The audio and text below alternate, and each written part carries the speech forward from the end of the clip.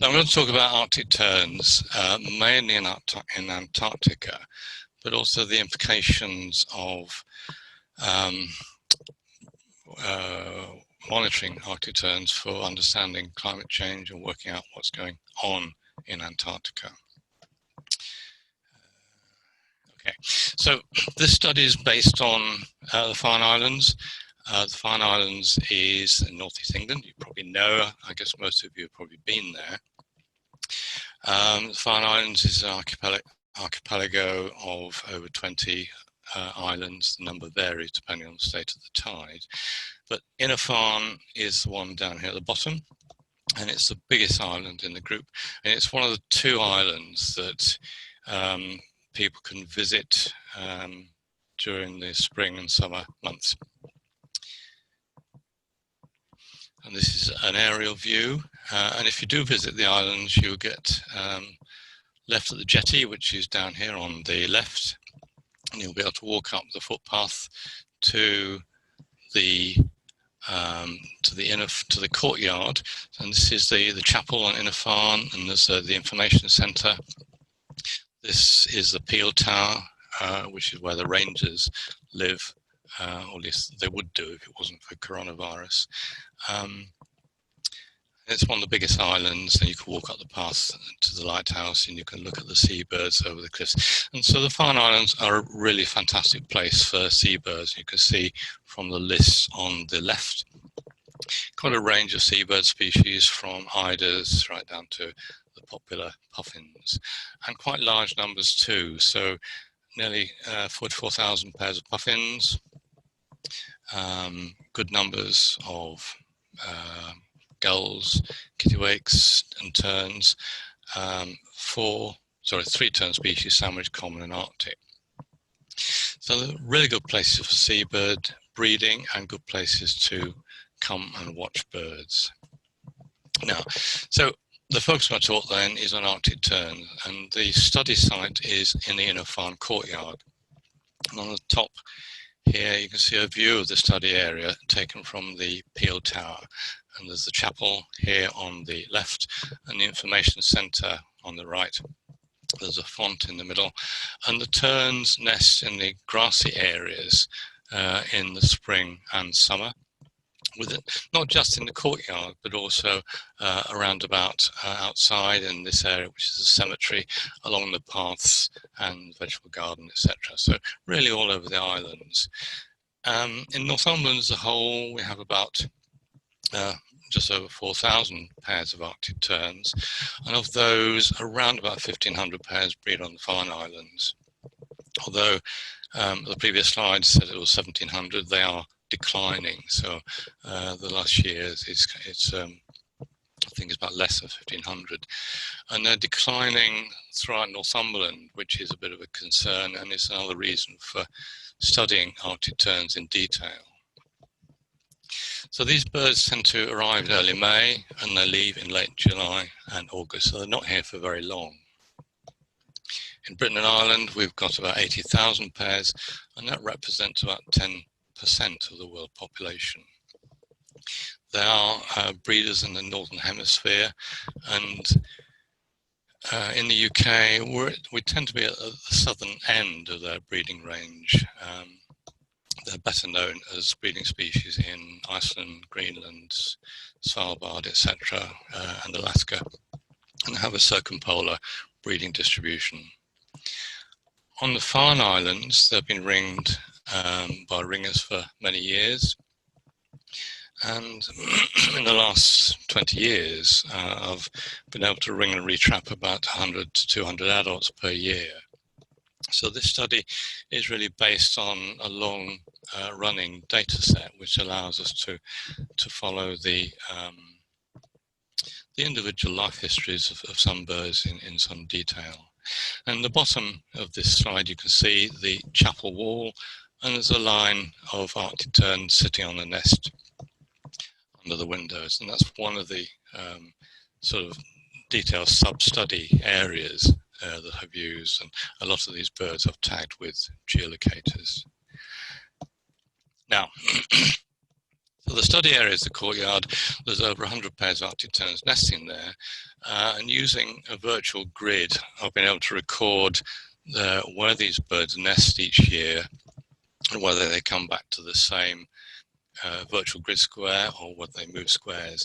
And you can see from the graph in the middle here that from year to year, they tend to come back more or less to the same square. A few birds will move into adjacent squares and some will move a bit further away. But by and large, they're very site faithful.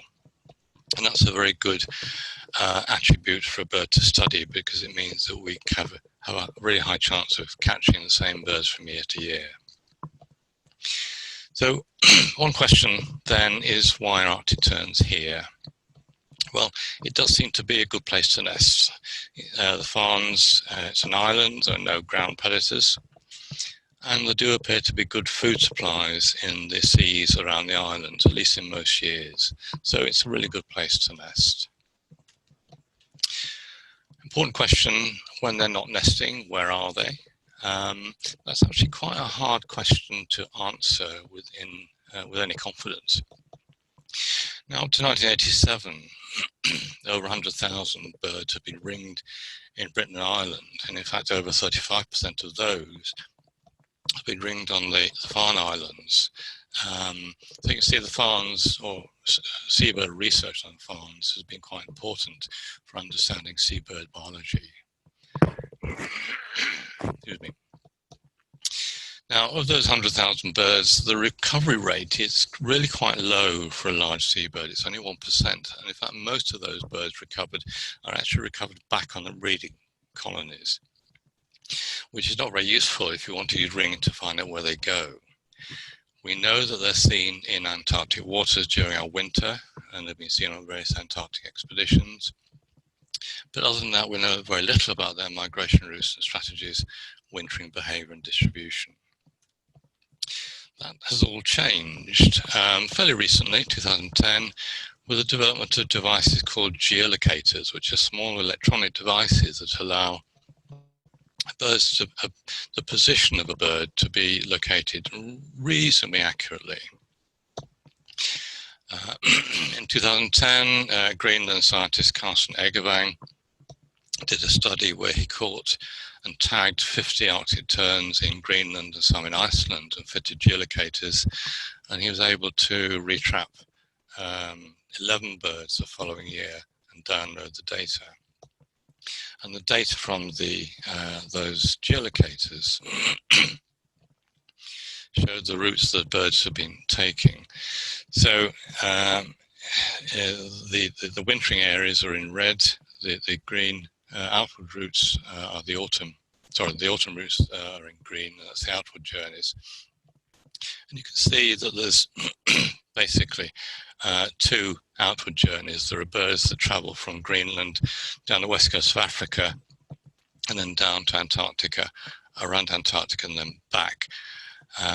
Whereas another group of birds have gone down the Atlantic and then cross over to the coast of Brazil and down to Antarctica.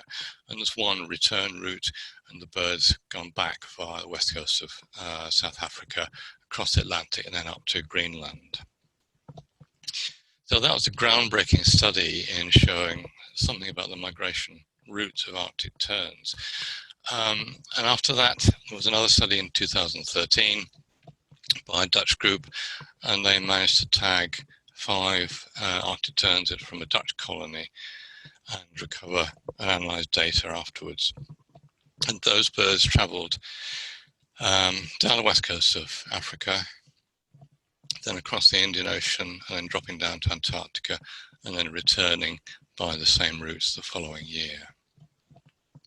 So in summary then, 2 groups of birds, Greenland birds that have tended to travel, taken 2 routes outwards, and wintered mainly down in the Weddell Sea in Antarctica, and a small group of Dutch birds that have gone the same route out and back, but have mainly gone to East Antarctica. So the big question that we wanted to ask or answer was, what do our Arctic terns get up to? Now, in some respects, doing the study in the early days, it seemed to me a bit like jumping on the bandwagon. it's kind of, well, us too. But in fact, I think by doing the study, we've been able to get a big sample size and really answer some new questions about what Arctic terns do when they're not in the UK. We started the study in 2015. I say we, and that's where Richard Bevan and I, both from Newcastle University. And we had the support of David Steele, who at the time was head ranger on the Farne Islands. And David had good media contacts and put us in contact with the BBC. BBC were looking to film projects for Springwatch, and we managed to twist their arm and to get them to fund some geolocators for us. And on the basis of that, the company that manufactured the devices, Migrate Technology, provided some for free. So with that, we were all set for 2015. But we actually were able to repeat the study in 2017 with funding from members of the Natural History Society of Northumbria and a grant from the Seabird Group. Now, a bit about geolocators, because these are the key devices that allow us to collect data. A couple of geolocators are on the top left here. They're small electronic packages attached to plastic leg rings. They're actually quite light, fully packaged up with the weight of the ring. They weigh 0.95 of a gram. So it's less than 1% of the body weight of a bird. I suppose the only disadvantage is they do look quite bulky, and you can see that the bird sitting here on the path of the courtyard at Inner Farne, which has a metal ring on its right leg and a geolocator attached to a plastic leg ring on the left. Even though they do look quite bulky, and it was a concern of mine, they do seem to have taken to them quite well, and it doesn't seem to impede their progress or lifestyle in any way that we've been able to determine anyway. So we catch the birds on the nest using various types of nest trap. And I've targeted birds that are already ringed, because that way I've got a fair degree of confidence that they'll come back to the same area the following year, even to within the same sort of grid square. And after catching them, I fitted a plastic colouring with a geolocator attached. So now these geolocators are very clever devices. They record a number of bits of data continuously. First thing, which is most important, they record light levels, the maximum light in 5-minute intervals. They also record maximum and minimum temperature in 4-hour periods. There are contacts on the devices, and because of those contacts, they will record immersion events in water, but also how much current is flowing during those immersion events. And from that, you can work out the conductivity and what type of water the bird is standing in or has dived into, whether it's fresh water or salt water or something in between. And lastly, the devices will record time, which is set to Greenwich Mean Time, and time is critical for getting geolocation. The data that are recorded are all stored in a memory on the device. The device has a battery which lasts about 2 years. The downside of these things is we have to recapture the bird to get the device back and to download the data. So no recapture, no data. So it's the pressure's on to really get these devices back. So as I said, we've done 2 groups of birds, a group of 27 in 2015 and a group of 25 in 2017. Just taking the 2015 birds first, we had 27 birds in that group. We also ringed some control birds with colour rings but no device, and that was just so that we could see if the geolocators had any effect on reducing survival or return rate of the birds. But in fact, I don't think we need bothered to do that, because our return rate is actually really very high. Anyway, 2016, the year after that, with bated breath. We waited to see who would come back. We managed to see 23 of those birds with their geolocators, and that represents an 85% return rate. We managed to recapture 21 of those. 17 of the devices were still working. One had stopped recently and the 3 had stopped during the winter. But even though 4 of those devices had stopped, the data was still on the device, and they'd only really stopped because the battery had either run out or become damaged. And by sending the devices back to the manufacturer, we were able to get the data back. The following year, 2017, the other 2 birds that we'd seen in 2016, I managed to recapture those. One of the loggers had recorded data for 18 months, and the other had partial data, so that was a really good result. The next year, I managed to see another bird of that group, but couldn't recapture it because I didn't know where it was breeding. But last year, I managed to recapture that bird quite by chance in the courtyard. And remarkably, it had 18 months worth of data. And I think it's amazing that such a small device has been on a bird for 4 years, and we get it back and it's still got data stored on the device. So overall, that's an 89% 1-year survival rate for those birds with geolocators. Now in 2017, so we had 25 more geolocators, and our aim in that year was to address 2 questions. We wanted to know whether, firstly, whether individuals have consistent yearly migration and wintering strategies, and secondly, whether pairs had similar migration and wintering strategies. I'll probably actually not say a great deal about those questions, but you can ask me about them at the end. But anyway, so that meant that 11 of the 25 birds were actually from the 2015 cohort that we re-tagged, and 14 of the birds were actually paired together. So there were seven pairs of birds where both birds were geolocator tagged.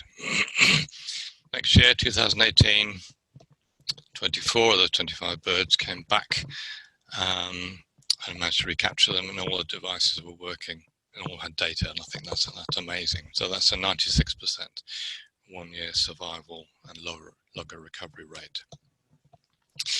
One concern, particularly in the second cohort, is whether pairs where both birds have geolocators will have reduced breeding success.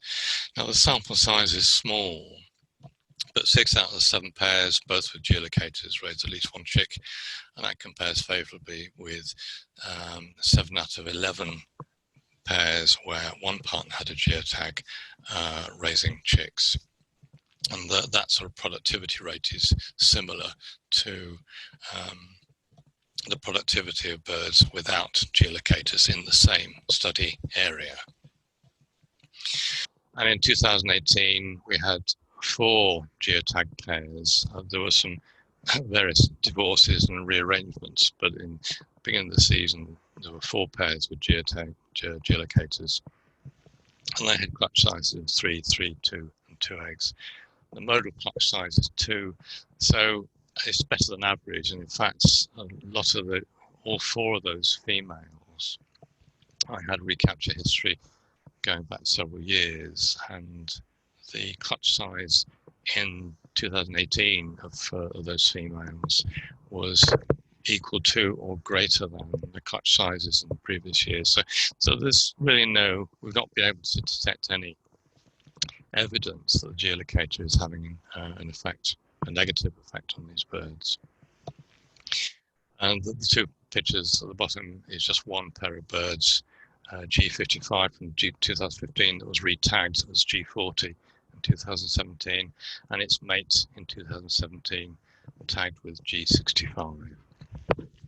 This pair of birds is actually not a very clever pair, because they insisted on nesting right on the path in the Inner Farne courtyard leading to the toilets. So their nest was protected by the rangers with this chicken wire, and this bird is feeding its chick a sprat through the chicken wire. So The data then, what does it tell us? Well, this is a small chunk of data from mid-May to mid-July, just to give you an idea of what it looks like. So the bottom axis here is time, and each vertical track is day, and each sort of grey or black bar represents light intensity. So you can see that this broad band of blackness is nighttime, but during the day there are periods where there's no light being detected, and that's because these birds are incubating. So they're sitting on nest and they're sharing incubation duties, so that makes the data look very messy. But already you can see some features of the data in that midnight is close to 0 GMT. I should say that the vertical axis is time during the day, so we've got midnight, 4 in the morning, 8 in the morning, and down here 12, 4 in the afternoon, 8 o'clock at night. So yeah, so the middle of the night, midnight for these birds is fairly close to 0 GMT. It shouldn't be exactly 0 because the farms are a little bit west of the Greenwich meridian, and you can see as you go through the month, around the middle of June, the night is shortest. You can see this reduction in night length. So you can see the summer solstice really quite nicely, and you can see the time of midnight quite well too. The data at this point in time, though, are fairly messy because the birds are breeding. So some complete data, and this is one bird, G82. The plot here on the right is a light image plot, but this is the full year's worth of data, and you can really actually get a lot of information from this light image plot without any fancy software to tell you what's going on. And that comes purely from looking at the time of midnight, and to some extent day length, but it's the time of midnight that's most useful here. So July is when the birds are breeding in the farms, and you can see that midnight is just a little bit shy of 0 GMT. As time goes on through to late August, early September, midnight has shifted a bit later in the day, and that indicates that the bird has actually travelled a little bit west. As time goes on, we go through from September into October, into November, and you can see there's really dramatic shifts in the time of midnight from 0 GMT to down here, early November for this bird. Midnight for this bird is at 8 o'clock in the morning, and that is a 16-hour shift in the time of midnight. Bearing in mind that the circle has 360 degrees, divide that by 24. Each hour's shift in the time of midnight represents a movement around a movement of longitude around the world of 15 degrees. So at 16-hour shift, that's 240 degrees around the world. Now, New Zealand is 180 degrees, so that puts this bird somewhere between New Zealand and South America in the Pacific Ocean. As time goes on for this bird into December, January, you can see that nighttime runs out, and that tells us that the bird is actually at or below the Antarctic Circle. And when we get to March, night starts to return again due to seasonal progression, and as we get into April, the bird starts to move, and the shift in midnight is the mirror image of the shift earlier outwards. So it's going back by a very similar route. So a lot of information on what that bird is doing just by looking at that light image profile.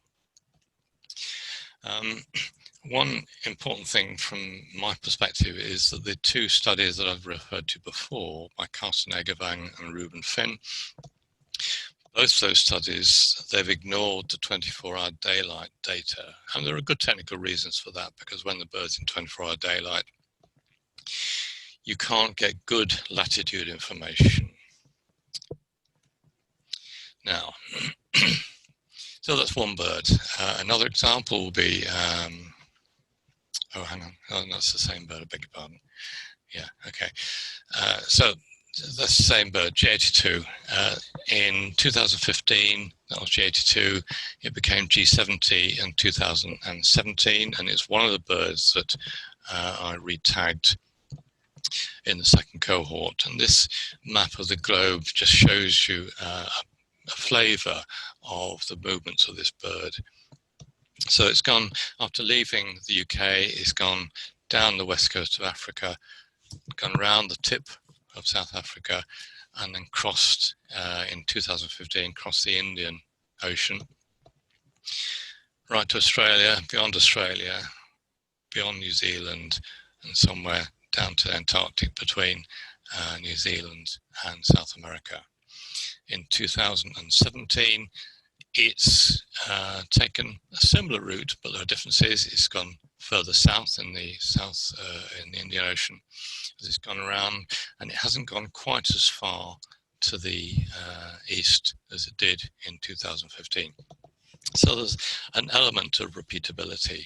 I should say that although you can get some information from the light image plots, it is much better if you can use software to analyze accurately.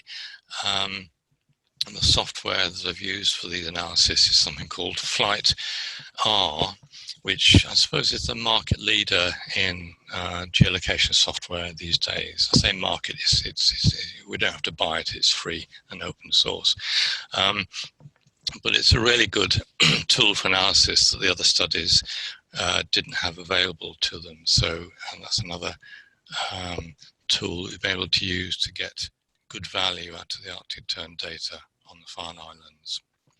So this is just another example, G56.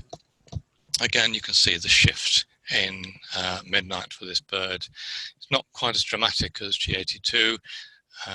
It's only shifted by around about 12 hours, but still it's gone across the southern Indian Ocean to New Zealand and then dropped down to Antarctica.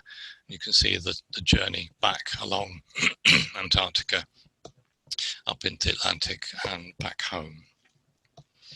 They don't all do that though, and this is a bird that's bucked the trend. You can see straight away from the light image plot here on the left that there's none of this dramatic decrease and shift in midnight. It's stayed more or less constant throughout the year, but you can see where the nighttime runs out, and that's when it's in Antarctica. This was one of the devices that stopped working, so we don't have a complete profile for it, but nevertheless you can see from the data analysis that it's gone virtually straight down the Atlantic. It's hugged the West African coast as the other birds all tend to do, but then headed out into the Atlantic and then down to Antarctica. And certainly in the first part of, well, until the last part of winter, it was in the Weddell Sea. So a variety of different strategies. Now, the two things, elements I'm going to sort of focus on. One element is the outward journey, because it's quite interesting. And the geolocator data from the farms allows us to confirm something that had been suspected for a while. I've shown the data for 2017 cohort on the right here, and the black dots with the error bars are the last stationary points in the North Sea for the geotagged birds before they leave the North Sea on their southward migration.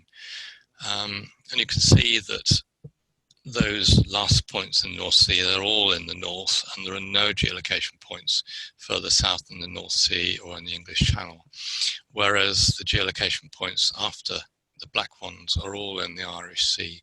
So what these birds seem to be doing is, instead of travelling along the coastline, as you might expect them to do, they're actually probably travelling straight across the UK into the Irish Sea, where they're spending a few days or a couple of weeks feeding up before embarking on their migratory journey southwards. And the results for the 2015 group are very similar to that. I should say, yeah, as I said, the software is Flight R.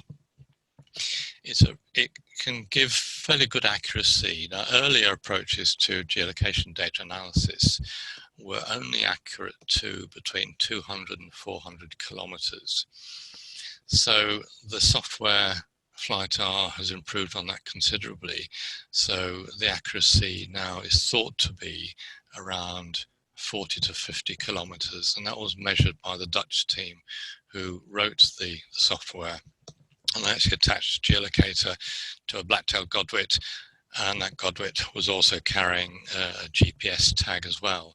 A global positioning system tag measures position much more accurately to about 5 meters. And by comparing the geolocation position calculated from the geolocator with FlightR to the GPS data, they could show how accurate their software was. So that's the outward journey from the UK, and the inward journey is actually very similar, but in reverse. So the birds are approaching the Farne Islands from the southwest. They're entering the Irish Sea and very probably travelling overland, probably at night actually, to reach the Farne Islands. And there are no geolocation points in the North Sea at all before they get to the Farne Islands. So the Arctic terns are approaching and leaving the northeast from the Irish Sea. They're crossing overland to the North Sea via the North Pennines or Cheviot probably. And some may have a more extensive overland crossing via Wales. Just to reinforce that this is kind of confirming what we'd suspected. The British Trust Ornithology have a bird tracking, bird recording program or app, which they call Bird Track, and they ask people to record their bird sightings when they're out and about bird watching. BTO very kindly provided the bird track data for Arctic terns, and by excluding all the records, the coastal records, and looking at those more than 20 kilometers inland from the coast, there's around about 9,000 sightings of Arctic terns in the UK, mainly on 3 sort of bands in England. And that's kind of reinforces the idea that birds are travelling overland to get to the farms, and probably going further north as well. So it may well be that the Scandinavian Arctic terns are travelling over the UK, but that's something we really don't see, and it's only with the geolocators that has really been able to confirm that to any great extent. Now, back to a bigger scale of movement. This is just the 2015 cohort, and it's just to give you an idea of what all the birds in that group are doing. And you can generally see the sort of scale of movement that these birds are carrying out. So they're leaving the Farne Islands, crossing the UK, and then travelling down, hugging the West African coast, and a lot of them are staying fairly close to the West African coastline. And we know there are good upwellings of water, particularly off Namibia and South Africa, where they're probably feeding up on shoals of sardines and other fish. They're crossing South Africa and then traversing the southern Indian Ocean. A lot of them are going to New Zealand. Others are dropping down to Antarctica rather sooner, and they're travelling back westwards along the Antarctic coastline, then back into the Atlantic, and taking a more central route through the Atlantic back to the UK. There is one bird that's sort of bucked a general trend, that's G49. Its outward route is very similar to the others, but on the return route, it's almost got as far as the Brazilian coast and travelling up through the North Atlantic. So I think these birds have remarkable journeys. I think the scale of their migration is really breathtaking. Now, there's one of the really nice things about the scale of movement these birds are doing is the availability of satellite data for the world that enables us to to look at some environmental parameters of where these birds are. This first graph on this slide actually is not satellite data, but this is global fishing watch data, which shows the distribution of fishing activity, and that's the blue color. And that's distribution of fishing activity, and it's mainly, well, it says it's all gear types, but it's mainly long line fisheries. And you can see that the Arctic terns and the Arctic tern locations are these symbols with error bars, and these are the stationary locations of Arctic terns as they cross the southern Indian Ocean, because they're actually not flying continually. They're stopping off for a few days, probably to feed and to forage before carrying on. So we can see where these stationary positions are and how they correspond to fishing activity. And I think it's quite remarkable that there's very little commercial fishing activity where these birds are choosing to forage while they're crossing the Indian Ocean. It does occur to me, actually, maybe I shouldn't be saying that. So I hope the fishing boats don't catch on.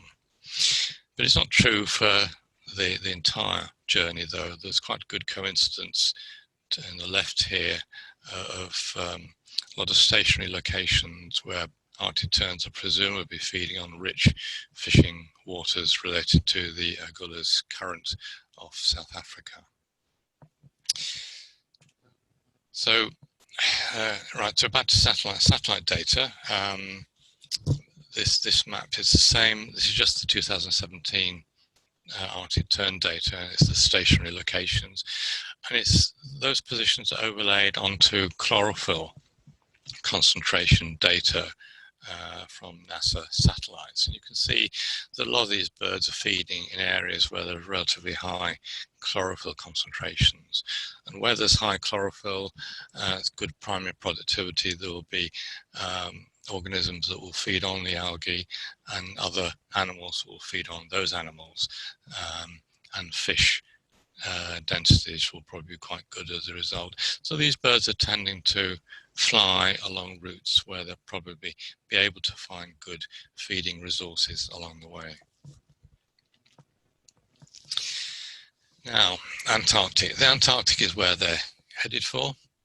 And as I said earlier, the two other studies have ignored locations during 24-hour daylight periods. And that's for good technical reasons, because the software is not geared up to estimating locations where there's no day length or night length to estimate latitude from.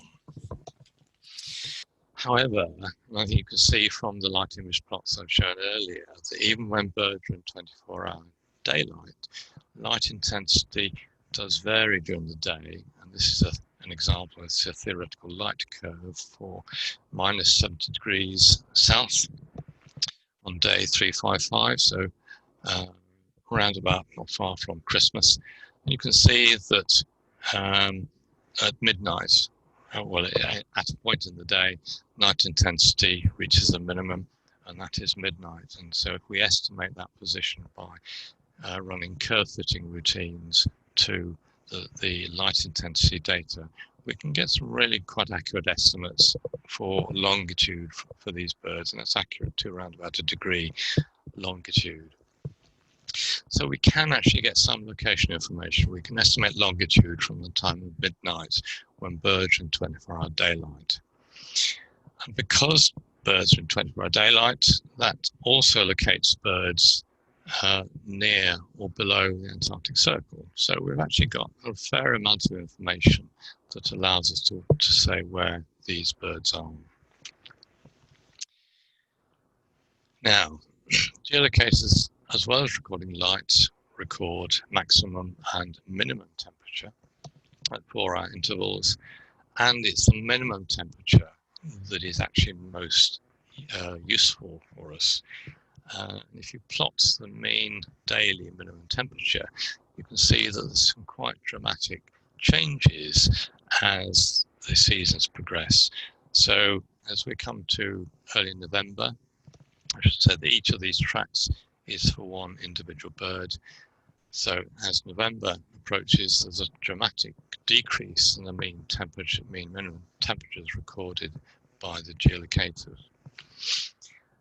Those temperatures remain low until early April, when there's a sudden increase in minimum temperatures again. And what that means is that these birds are entering a zone of sea ice. The freezing temperature of seawater is minus 1.8 centigrade, and the average mean minimum temperature, sorry, that's tautological, is around about minus 2 centigrade. So to get those sort of low temperatures, the birds have to be sitting on sea ice. So they're entering a zone of sea ice from early November and remaining in sea ice zones until they leave in early April. Now I've coloured these points 4 ways. So the black are before the birds reach the sea ice zones. Green is where the birds are in the sea ice zones, but we can work out location from latitude and longitude. The red points are when the birds are in 24-hour daylight, and we can only get longitude with any accuracy. And the blue points are when the day-night conditions have returned due to seasonal progression, and we can get accurate locations again.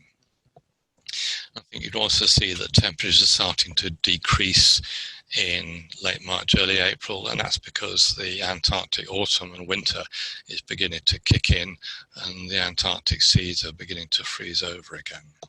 So these temperature measurements actually tell us quite a lot about the environment that these terns are living in.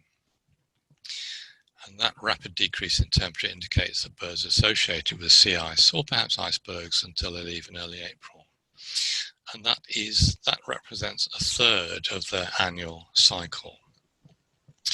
Now, the photograph on the right actually is not taken in Antarctica. This is a bird sitting on glacial ice in Iceland. So they're quite happy to live in icy environments in the breeding season too. So they can spend more than a third of their annual cycle associated with ice and icy environments. Now, anyone that's a birder or bird watcher will know that Arctic terns are quite hard to separate from a very similar species, the common tern. They both have the same sort of plumage coloration, both have red legs and red bills, and they're similar size and shape. But if you get mixed flocks of Arctic and common tern roosting on the shore, for example, on rocks, it's quite easy to tell the Arctics apart because they've got shorter legs than common terns, relatively shorter legs. And in fact, Arctic terns have relatively shorter legs than any of the tern species.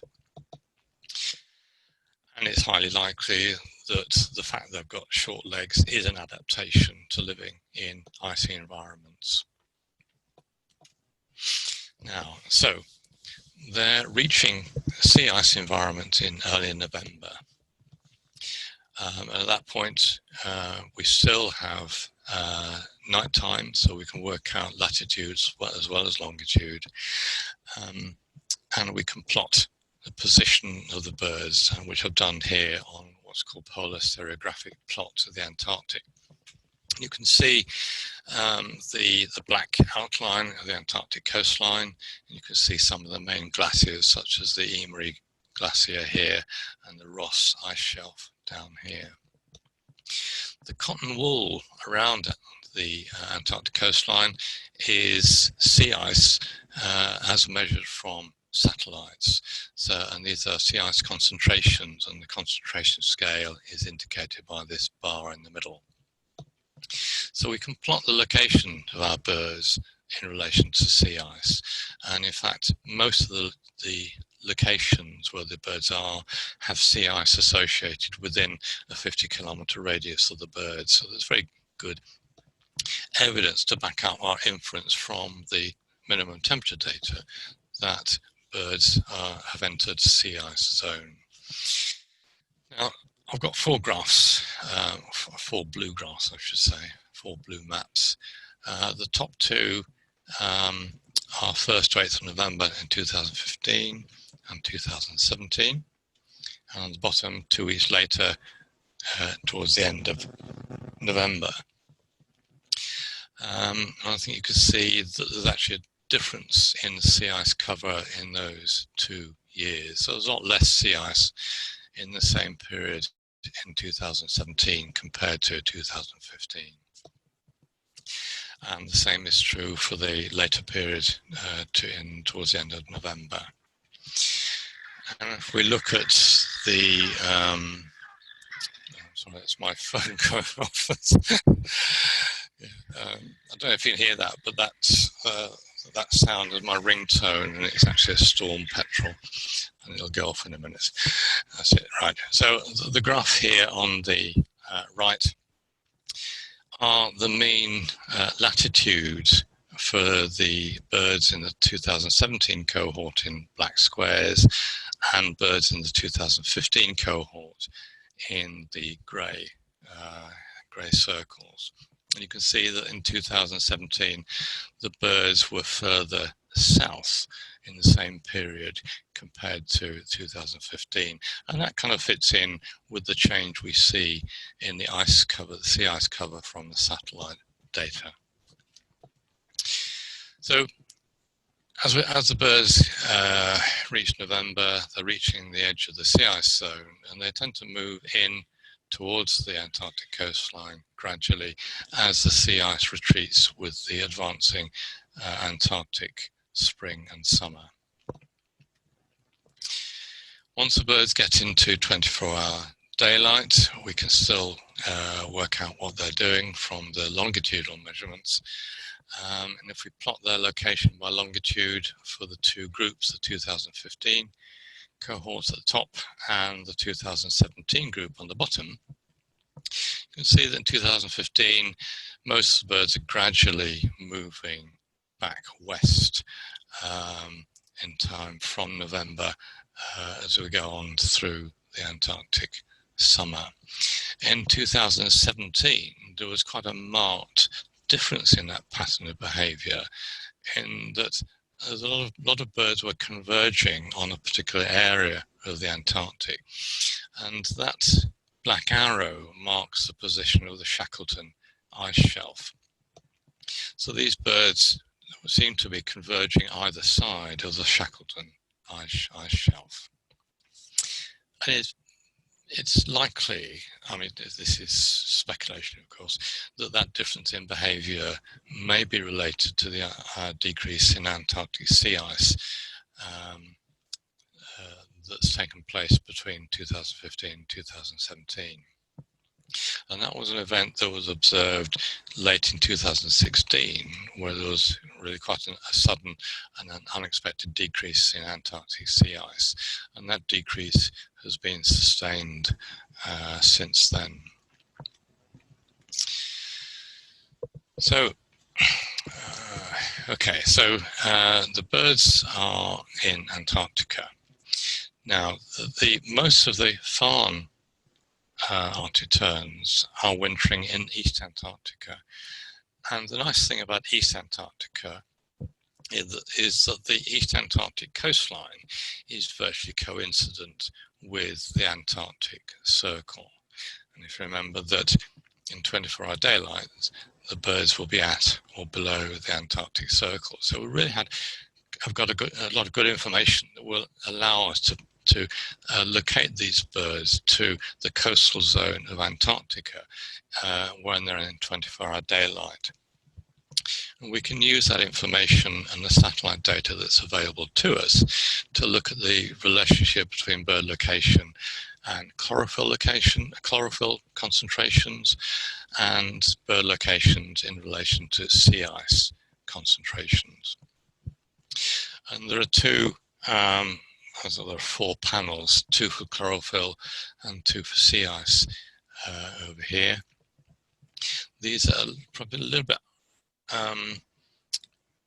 difficult to get a head around, because the vertical axis here are time periods time periods during the winter, and each line on that horizontal axis is longitude, and at each longitudinal point within 100 kilometers of the Antarctic coastline, we can work out what the mean chlorophyll concentration or the mean sea ice concentrations, and we can ask whether there's any correspondence between longitudinal location and chlorophyll locations or the sea ice concentrations. And there does seem to be a significant association between the presence of geolocator birds and the presence of chlorophyll A, but not the total count, and also a negative relationship between the count of birds and ice concentration. And that kind of tends to suggest that what the birds are doing are targeting areas of fairly high productivity with good chlorophyll A concentrations, but areas that have lower ice concentrations. And these areas with low ice concentrations are areas which I mentioned before called polynyas, or holes in the ice. So this is where the ice is starting to fragment and break up before the main sea ice concentrations. And these are probably good areas for birds to forage in. These polynyas are formed for various reasons. They can be formed by ocean current flows and geothermal activity, and also glacial outflows. So they tend to form in the same areas and the same year after year. Okay, so the birds then, they're intimately associated with sea ice in Antarctica, but they're going for sea ice areas where the sea ice is probably fragmented and where there's good chlorophyll A concentrations, indicate good productivity and lots of insects, crustaceans and things to feed on. Once the birds return to normal day and night conditions, they seem to be relatively sedentary, and that's shown on the two graphs on the left here. So from end of January, you can see there's not much change in the longitudinal position until we get to around about early March, and then they start to move again. And it's probably quite likely that this period, the sedentary period, is when birds are molting. So they're probably choosing to stay in one particular area to molt, because when they're molting, they tend to molt fairly quickly and they're not as good at flying. So it's probably a good idea to stay put for a while they're growing their feathers. One of the things we did with the 2017 cohort was that once the birds had returned in 2018, I took samples under license, I should say, of flank feathers, and Richard had those analysed for their stable isotope signatures. So these are stable isotopes of nitrogen and carbon that allow us to get some indication of the diet. Now, the stable isotope signatures of the feathers of those birds that we sampled once they'd returned are down here, and those sort of low values for nitrogen and low values for carbon are indicative of a diet at a fairly low trophic level. In other words, they're feeding on things that are quite well down the food chain, and this is a signature that's characteristic of crustaceans. The points over here on the right are stable isotope signatures from feathers of chicks, Arctic tern chicks on the Farne Islands, and we know that those birds are being fed fish. So those feathers of those chicks have grown or been growing on a diet of fish, so it's a higher trophic level. So this is rather nice data because it suggests that what the Arctic terns are feeding on while they're in Antarctica is crustaceans, and the main crustacean that you'll find in Antarctic waters is krill. And there's two sorts of krill. There's Antarctic krill and there's ice krill. Krill are intimately associated with ice as well, and when ice concentrations are low, during the winter, krill don't do so well, and they seem to require good ice cover in order to reproduce successfully. There's been a fair amount of research into krill concentrations at different points of the Antarctic. And there was a nice paper published, I think 2016, from an Australian group, and they had put together a lot of krill data to model the likely position of krill swarms in East Antarctica. And this panel here on the right is their model, where the colour here in the water refers to the krill swarm concentrations. And this, my marker here, is over the Shackleton ice shelf. And you can see that there's a lot of krill swarms around the coastal waters of Antarctica, particularly around this part of the Shackleton ice shelf. And when we put overlay on top of those maps the locations of our Arctic terns in 2015, there's a lot of locations around the Shackleton ice shelf, and also in 2017 rather more locations there too. So when we take all these data together, then we know our birds have been feeding on krill from the stable isotope signatures. We know that they've converged in 2017 on an area of the other side of the Shackleton ice shelf, which also happens to be an area where there are good predicted krill swarm concentrations.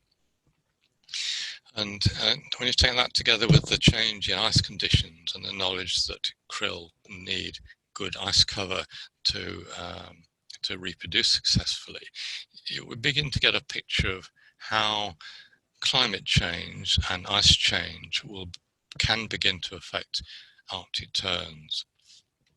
And the change in behaviour that we saw in 2017 rather suggests that these birds are actually changing their behaviour to find the good sources of krill to feed up. Now, as I said earlier, one of the really nice things about the geolocator project is being able to relate Arctic tern position to various environmental factors, because there's such good satellite data out there, which is all open source, courtesy of NASA. And just to give you some flavour of the association of these birds with ice, I've just plotted the locations of some individual birds onto satellite images taken at the same period as these geolocations. And each point here is the geolocation, and the red circle is a circle of around about 50 kilometers radius, which is what we expect the accuracy to be. So you can see that these birds are really in environments that are quite fragmented ice environments. And in fact, this bird over here on the left, this is one of the birds in the Ross Sea, and this is quite a late satellite image. And at this point, the Ross Sea is beginning to ice over again, so the bird's still using this environment for feeding him. And that's another indication of the what we think the accuracy of the flight of software is.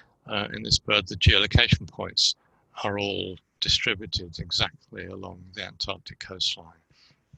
I think it's a nice testament to the work that's been done to improve the accuracy of the geolocation software. So the Antarctic strategy then of our Northumberland Arctic terns is that they're crossing the southern Indian Ocean. They're entering the edge of the Antarctic pack ice in early November, and then moving towards the Antarctic coast with the receding ice. They then move west along the Antarctic coastline, and to transition, at some point they'll transition to normal day-night conditions. And that's, we think, might be a cue for molt initiation. As they're molting, they're probably more stationary, and once the molt's complete, there's further westerly movement. So they're then ready to start the return migration via the South Atlantic, and that's summarized in this map on the right. Now, okay, so our Arctic terns, the Farne Arctic terns, spending most of the Antarctic summer in East Antarctica. I was interested when I started putting these data together to find out what else is actually known, what observations there are of Arctic terns feeding in Antarctic coastal waters. As this is East Antarctica, there are a lot of, I say a lot, there are a few Australian Antarctic bases here, and one of them is Casey Station, which is located in this area here. So I had a look at the website for the Casey Station just to see what sort of information they might have on Arctic terns around the base. Now, in fact, it does turn out that the Australian Antarctic Service uses the same page of birds for all their Antarctic bases. And there's no mention of Arctic terns there. There is a tern, an Antarctic tern, but no mention of Arctics. And I think one take-home message from that is that I think they need to allow more biologists in to identify the animals probably more accurately. But it does imply that our Arctic terns may be competing for food resources with Antarctic breeders. Antarctic terns do breed in some of the islands near the Antarctic Peninsula and the Weddell Sea, but also some of the Antarctic islands too. But they're not as strictly associated with Antarctic waters as the Arctic tern is, surprisingly. Anyway, so one of the key message from actually looking at birds in the Antarctic is that our Arctic terns in the Antarctic are not central place foragers. They're not tied to one place by a breeding location, as are Antarctic breeding species. And they can change their foraging locations without constraint in order to find the best feeding resources. And that means that Arctic terns may well be an ideal species for a long-range monitoring of the biological consequences of changes in Antarctic ice distribution. And I think from our study, the high return rates for the Farne's birds and the accessibility of the Farne Islands makes a long-term project for remote Antarctic monitoring possible at relatively low cost. I don't know if you read Nature, but I think there was an article in the recent issue categorizing Antarctic locations by their wilderness value. And of course, if scientists go to the Antarctic to monitor and carry out biological work or geophysical work, the presence of people down there makes the Antarctic less of a pristine wilderness than it was before. But with something like geolocators on Arctic terns, we can actually carry out, in theory anyway, a long-range monitoring without interfering with the Antarctic environment. Oops. So just to summarize the broader points of the Arctic tern migration, we've seen they do a long traverse across the southern Indian Ocean with movement south to Antarctica at various points along the way. The Arctic terns really have quite a wide wintering range along the Antarctic continent, and I think this slide's out of date, but around about a third of our birds actually went to New Zealand waters or beyond. The wintering areas in Antarctica are largely associated with holes in the ice or polynyas, which are areas of high productivity as indicated by chlorophyll A. The February movements are generally more localized, and these birds are perhaps molting. Most birds seem to take similar routes out and back via the West African coastline, and one of our birds returned almost via South America. And lastly, they do seem to do an overland migration over the UK towards and from the Farne Islands via the Irish Sea. And finally, I'd just like to thank the various people that have funded the study of BBC Springwatch and Migrate Technology, who really kicked the work off in 2015, because without that funding, we wouldn't have been able to do it. The superbly generous Natural History Society of Northumbrian members who funded geolocators for us in 2017, and the Seabird Group, who gave us a small grant that contributed towards the geolocators as well.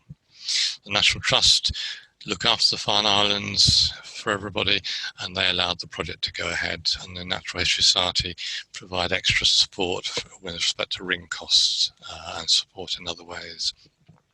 And I'd finally like to thank the National Trust Rangers, and they were really very useful in monitoring nests of the geotagged terns and the non-tagged terns. And also in one case, they actually retrieved a geolocator for us, which is another story.